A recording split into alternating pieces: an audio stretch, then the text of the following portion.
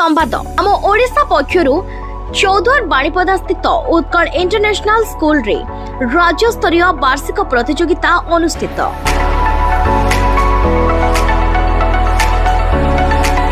नमस्कार, जय जगन्नाथ। मो ना doctor Ganesh Prasad Behera, founder chairman Utkal international school Choudwar Cuttack. आज हूँ गोटे बहुत शुभ दिन जे संवाद तार 40 वर्ष पूर्ति करी 41 वर्ष रे पदार्पण कला।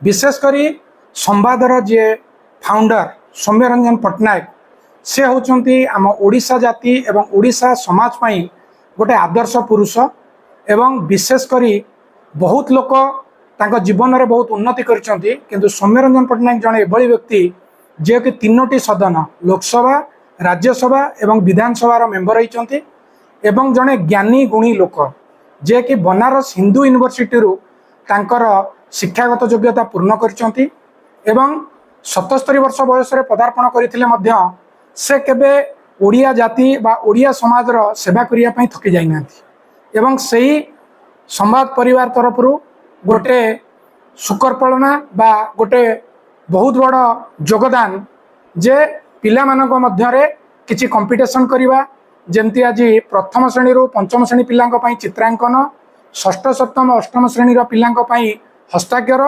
एवं नवम दशम पिलांक पई व्याकरण एवं रचनार बा प्रबंधर बंदोबस्त करा जायतिला।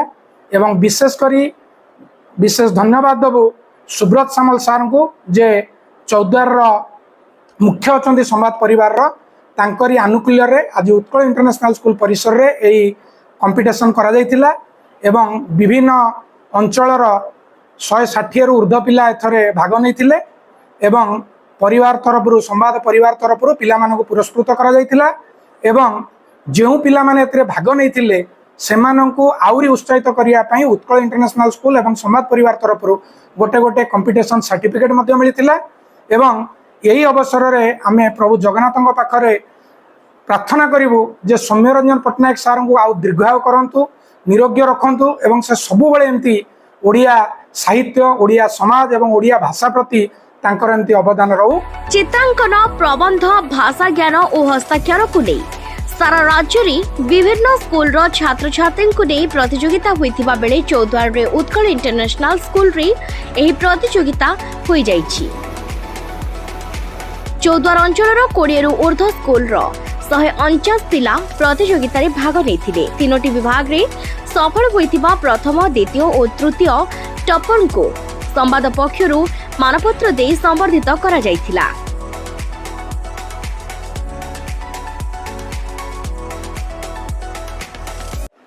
सुब्रत कुमार सामल, संवाद प्रतिनिधि चौद्वार।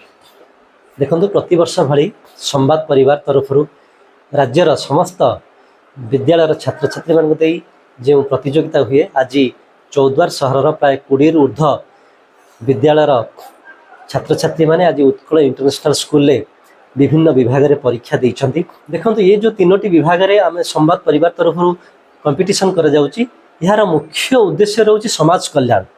आपण ड्राइंग रो कंपटीशन विषय वस्तु कहतु, प्रबंध विषय वस्तु कहतु, सबुरी मूल रे कि भली भाव रे परिवेश संतुलित हो पारिबो, सामाजिक संस्कार हो पारिबो, यही लक्ष्य नहीं कि संवाद यही प्रतियोगिता करे।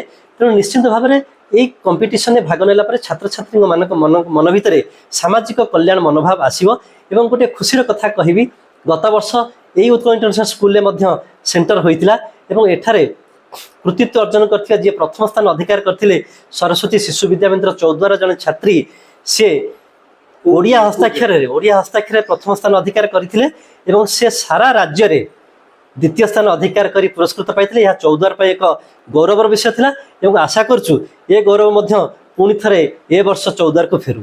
अन्य पक्षरे उत्कल इंटरनेशनल स्कूल पक्षरु समस्त प्रतियोगी को मानपत्र दिया जाइथिबा बेले विभिन्न विभाग रे अन्यतम सफल छात्र छात्री को मध्य मानपत्र और ट्रॉफी दे पुरस्कृत करा जाइथिला।